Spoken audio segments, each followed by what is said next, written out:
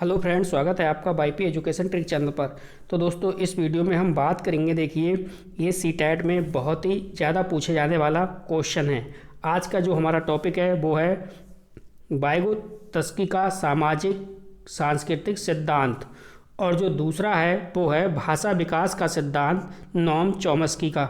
तो आपको बताना चाहेंगे कि आप हमारे चैनल पे नए हैं या अभी तक आपने हमारे चैनल को सब्सक्राइब नहीं करा है तो आप नीचे रेड कलर के सब्सक्राइब बटन पे क्लिक कर लें और बराबर में बेल आइकन की घंटी है उसको भी प्रेस कर लें।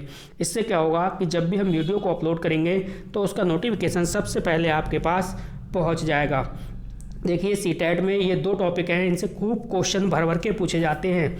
जो आपका वाइगोत्स्की का सामाजिक सांस्कृतिक सिद्धांत है, ये आपका संस्कृत में भी पूछा जाता है, हिंदी में भी पूछा जाता है और सीडीपी में भी पूछा जाता है। तो समझो आपका ये 5 से 6 अंक आपके इसी टॉपिक से बनते हैं। 5 से 6 क्वेश्चन आपके इस टॉपिक से ही बनते हैं।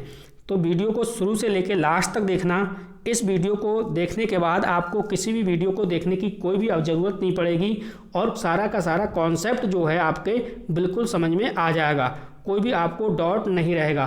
तो वीडियो को शुरू से लेकर लास्ट तक अवश्य देखना। वीडियो अच्छी लगे तो वीडियो को लाइक कर देना और चैनल को आप सब्सक्राइब भी करना। चलो टॉपिक को शुरू करते हैं। देखो हमारा जो टॉपिक है हमने आपको बता दिया है, वाइगोत्स्की का सामाजिक सांस्कृतिक सिद्धांत है, यानी सोशल कल्चर थ्योरी है। तो लेव जो वाइगोत्स्की हैं ये रूसी मनोवैज्ञानिक हैं। कहाँ के हैं? रूसी मनोवैज्ञानिक हैं जिन्होंने सामाजिक सांस्कृतिक सिद्धांत दिया है, दिया है। तो आपको 2 पॉइंट इसमें ध्यान रखने हैं। लेव वाइगोत्स्की कहाँ के हैं? रूसी वैज्ञानिक हैं। सामाजिक सांस्कृतिक जो है वो सिद्धांत इन्हीं का है। अब देखो यहाँ पे टैग वर्ड मैंने कुछ डाले हुए हैं। अगर आपको ये सिर्फ और सिर्फ टैग वर्ड भी याद रहेंगे तो भी आपका काम सीटेट के पेपर में हो जाएगा। देखो टैग वर्ड क्या डाले हैं मैंने, टैग वर्ड को अच्छे से समझिए। जहाँ जिस ऑप्शन में समाज की बात हो तो समझ जाना ये सिद्धांत वाइगोत्स्की का है, या बात हो परस्पर अंतःक्रिया की, अगर परस्पर अंतःक्रिया की बात हो तो तुरंत समझ जाना वाइगोत्स्की जी के से रिलेटेड है। बात हो अगर सामूहिक सामाजिक कार्य की तो तुरंत समझ जाना ये वाइगोत्स्की से संबंधित है।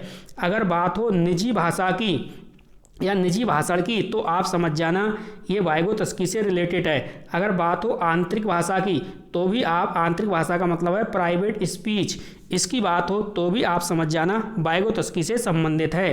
तो ये कुछ टैग वर्ड थे, जो टैग वर्ड मैंने सबसे पहले आपको दे दिए। इन टैग वर्ड से आपका क्वेश्चन जो है वो बिल्कुल भी गलत नहीं होगा। अगला देखिए मुख्य बिंदु जो है वो मुख्य बिंदु को आप समझो। जो मुख्य बिंदु हैं देखिए ये है किशोरावस्था। किशोरावस्था में सक्रिय सदस्य है। किशोरावस्था जो है वो सक्रिय सदस्य। बाल्यावस्था है, बाल्यावस्था को क्या कहते हैं? गिरोह अवस्था या गैंग एज कहते हैं। किशोरावस्था को सक्रिय सदस्य और बाल्यावस्था है गिरोह अवस्था और गैंग एज, गिरोह अवस्था या कह सकते हो और भी कह सकते हो गैंग एज। गैंग एज किसे कहा जाता है? तो बाल्यावस्था है, गिरोह अवस्था बाल्यावस्था है। सक्रिय सदस्य किस में होते हैं? ये किशोरावस्था में होते हैं। तो ये मुख्य पॉइंट थे। अगला पॉइंट देखो हमारा, अगला जो पॉइंट है इसमें वो है पहले भाषा बाद में संज्ञान, यानी पहले भाषा बाद में संज्ञान। इस बात को आपको ध्यान रखना है। दूसरी जो लाइन है देखिए, दूसरी लाइन क्या कह रही है इसको समझो। बच्चे जो हैं वो खुद से बात करते हैं, बच्चे खुद से बात करते हैं। इसको हम व्यक्तिगत वाक्य या स्वनियमन के लिए, यानी व्यक्तिवाद कहेंगे, व्यक्तिगत वाक्य स्वनियमन के लिए। अब यहाँ पे जो अगली लाइन है वो है भाषा संज्ञानात्मक विकास को सुगम बनाती है।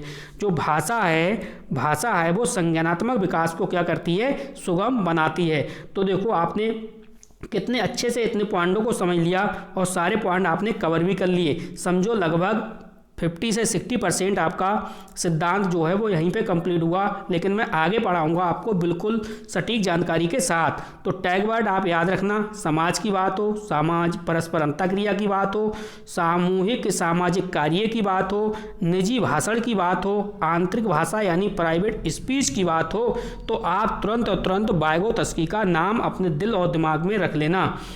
मुख्य बिंदु मैंने बताया किशोरावस्था सक्रिय सदस्य, बाल्यावस्था गिरोह अवस्था गैंग एज। पहले भाषा बाद में संज्ञान क्या है? पहले भाषा बाद में संज्ञान। बच्चे खुद से बात करते हैं व्यक्तिगत वाक्य स्वनियमन के लिए। भाषा संज्ञानात्मक विकास को क्या करती है, भाषा जो है वो संज्ञानात्मक विकास को सुगम बनाती है। आप इसका स्क्रीनशॉट ले लो, अपने नोट्सों में लिख लो, या फिर एग्जाम हॉल में घुसने से पहले इस वीडियो को अवश्य देख लेना। ठीक है, अब देखो यहाँ पे समझो आप वाइगोत्स्की के दो महत्वपूर्ण कॉन्सेप्ट, वाइगोत्स्की के दो महत्वपूर्ण कॉन्सेप्ट। एक है देखो ZPD यानी जोन प्रोक्सिमल डेवलपमेंट, दूसरा शब्द है स्कैफोल्डिंग और तीसरा शब्द आता है MKO। ठीक है, MKO को देखो बोलते हैं मोर नॉलेजेबल अदर। अब देखो तीनों शब्दों को पहले मैं एक डायग्राम के माध्यम से आपको समझाता हूँ। ठीक है, तीनों को मैं एक डायग्राम के माध्यम से आपको समझाता हूँ, फिर आप समझिए, फिर हम थ्योरी को समझेंगे। ठीक, जैसे मान लो देखो हम कुछ जब नया सीखते हैं तो वो 3 जोन से गुजरता है। कितने जोन से, 3 जोन से गुजरता है। जैसे फर्स्ट, पहला, दूसरा और तीसरा। देखो पहला जो स्टेप है, पहला जो जोन है, इसमें मतलब हम कुछ सीख नहीं सकते, हम जो है वो कुछ सीख नहीं सकते पहले वाले में। दूसरे वाले में हम कुछ सीख सकते हैं लेकिन किससे हेल्प से, यानी किसी की सहायता से हम सीख सकते हैं। ठीक है, तीसरा है कि हम सीख चुके हैं या कह सकते हो हम एक्सपर्ट हो चुके हैं। ठीक, इसमें लिख सकते हो हम सीख चुके हैं। ठीक है, सीख चुके हैं यानी एक्सपर्ट है यहाँ पे बच्चा। और यहाँ पे बच्चा सीख सकता है लेकिन क्या है, किसी की हेल्प से बच्चा सीख सकता है और ये नहीं सीख सकता। ठीक है, अब देखो क्या है, जो आपका जो बच्चा है ये सीख सकता है यहाँ से यहाँ तक का जो ये दूरी है, ये कहलाएगी जोन ऑफ प्रोक्सिमल डेवलपमेंट। ठीक है, अब देखो जब ये बच्चा किसी की हेल्प से सीख रहा है, थोड़ी सी हेल्प ले रहा है, मदद ले रहा है, जो ये मदद ले रहा है इसी को हम क्या बोलते हैं, इसी को बोलते हैं हम स्कैफोल्डिंग। क्या बोलते हैं, स्कैफोल्डिंग। और जो मदद कर रहा है, जैसे मान लो कोई छोटा बच्चा है वो साइकिल चला रहा है और साइकिल चलाने के लिए उसका जो पिता है यानी पेरेंट्स है वो उसकी हेल्प कर रहे हैं, तो जो हेल्प कर रहे हैं वो क्या है, वो MKO है, मोर नॉलेजेबल अदर। तो तीनों बातें आपके समझ में आ गई होंगी। चलिए अब समझते हैं बात के लिए, अब आपके ज़्यादा क्लियर होगा। देखो ZPD यानी जोन प्रोक्सिमल डेवलपमेंट, इसी को बोलते हैं समीपस्थ निकट विकास का क्षेत्र, यानी वास्तविक विकास के स्तर तथा संभावित विकास के स्तर के बीच के अंतर को क्या कहते हैं, हम समीपस्थ विकास का क्षेत्र कहते हैं। अब दूसरा शब्द जो आता है स्कैफोल्डिंग, ये पेपर में बहुत पूछा जाता है और हिंदी में ये कई शब्दों में कन्वर्ट हो जाता है। हिंदी में कई शब्द हैं लेकिन आप इसे अंग्रेजी में जरूर ध्यान रखना, स्कैफोल्डिंग। जिस ऑब्जेक्ट में स्कैफोल्डिंग आ जाए तो समझ लो वही आपका शब्द होगा, वही आपका सही होगा। स्कैफोल्डिंग जिसमें आएगा वही सही होगा जो वाइगोत्स्की से संबंधित होगा। देखो पहाड़ ढांचा, वयस्कों द्वारा दी जाने वाली, वयस्कों द्वारा जो भी अपने से सीनियर है, जो अनुभव है, जो एक्सपीरियंस होल्डर है, जो आपकी मदद कर रहा है, तो वही वयस्क है। वयस्कों द्वारा दी जाने वाली जो टेम्परेरी हेल्प है या कह सकते हो गाइडेंस है, उसको हम बोलते हैं स्कैफोल्डिंग। उसको क्या बोलते हैं, स्कैफोल्डिंग बोलते हैं। इसी को पहाड़ या ढांचा कहते हैं। ठीक है, और जो मदद दे रहा है वो क्या है, MKO है, मोर नॉलेजेबल अदर। वो टीचर हो सकता है, पेरेंट्स हो सकता है, फ्रेंड्स हो सकता है या फिर ETC हो सकता है। तो कुल मिला के आपने देखो इस बात को समझ लिया, इस बात को अच्छे से जान लिया। तो आप इसका जल्दी से आप स्क्रीनशॉट ले लो, अपनी कॉपी में नोट कर लो। ले लिया, अब आप इसका भी स्क्रीनशॉट ले लो, कॉपी में नोट कर लो। अगर आपको स्क्रीनशॉट नहीं लेना, कॉपी में नोट नहीं करना, तो आप एग्ज़ाम से पहले इस वीडियो को 1-2 बार देख लेना, तो आपके कॉन्सेप्ट क्लियर हो जाएगा। अब अगला जो हमारा साइकोलॉजिस्ट है वो हमारा है नोम चॉम्स्की। तो नोम चॉम्स्की को पढ़ो। देखो इसमें जो है हिंदी में भी आपका आ जाता है, कभी कभी CDP में भी पूछ लेता है। नोम चॉम्स्की जो है वो भाषा विकास का सिद्धांत दिया है। नोम चॉम्स्की ने क्या दिया है, भाषा विकास का सिद्धांत दिया है। ठीक है, और हाँ एक बात आपको बताना चाहूँ, अगर आप CTET का पेपर दे रहे हैं और अभी तक आपने P/Q आपने नहीं लगाए हैं तो आप मेरे चैनल पे मैंने प्लेलिस्ट बना दी है CTET ऑल सब्जेक्ट करके। यहाँ पे आपको 10 ईयर तक के आपको P/Q मिल जाएंगे। पेपर मैं सॉल्व करा रहा हूँ, आराम से आप वहाँ से देख लीजिए पेपर। तो इनके अनुसार समझो, देखो ये जो नॉन चॉम्स्की हैं यह अमेरिका के रहने वाले हैं। कहाँ के रहने वाले हैं? अमेरिका के रहने वाले हैं। इस बात को आप अच्छे से समझ लो, कहाँ के रहने वाले हैं? अमेरिका के। ठीक है। इनके अनुसार बच्चों में भाषा सीखने की जन्मजात क्षमता होती है। ये लाइन आपको 100% सफलता दिलाएगी। यहाँ से 1 नंबर बनेगा। कह रहा है कि इसके अनुसार, किनके अनुसार? नॉम चॉम्स्की के अनुसार बच्चों में जो भाषा है, भाषा सीखने की जो क्षमता है वो जन्मजात होती है। कैसी होती है? जन्मजात होती है। ये लाइन सेम टू सेम आपको पेपर में देखने को मिलेगी। अगला पॉइंट समझो। अगला पॉइंट है, देखो यह कहते हैं, कौन कहते हैं? नाम चॉम्स्की कहते हैं। क्या कहते हैं? कि बच्चे के मस्तिष्क का मतलब माइंड में क्या होता है? एक डिवाइस होता है। बच्चे के माइंड में क्या होता है? एक डिवाइस होता है जिससे बच्चा भाषा सीखता है। मेरी बात समझ गए आप? इनके कहने का मतलब ये है कि भैया इनके अनुसार जो भाषा सीखने की, बच्चों में जो भाषा सीखने की जो क्षमता होती है वो एक तो होती है जन्मजात, दूसरा ये कहते हैं कि बच्चे के मस्तिष्क से यानी माइंड में एक डिवाइस होती है जिससे बच्चा जो है वो भाषा सीखता है। अच्छा, वो डिवाइस क्या है? इन्होंने क्या बताया है समझो।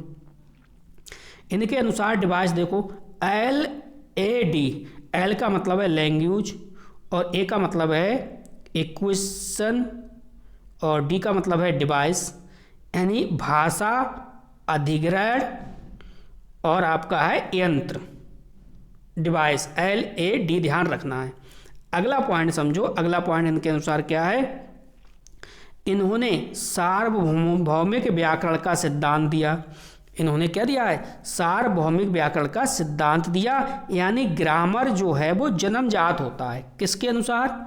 नॉन चॉम्स्की के अनुसार। ठीक है। देखो अभी तक आपने वीडियो को लाइक नहीं करा तो जल्दी से वीडियो को लाइक कर दो और वीडियो की लिंक को अपने सभी ग्रुप में सभी दोस्तों को शेयर कर दीजिए ताकि घर बैठे उनका 1-2 नंबर का भला हो जाए। ठीक है। किसी का भला करोगे आप तभी आपका भला होगा, ये बात आपको ध्यान रखना है। अब देखो यहाँ पे चॉम्स्की हैं। चॉम्स्की ने भाषा के 2 लेवल बताए हैं। चॉम्स्की ने क्या करा है? चॉम्स्की जी ने भाषा के 2 लेवल बताए हैं।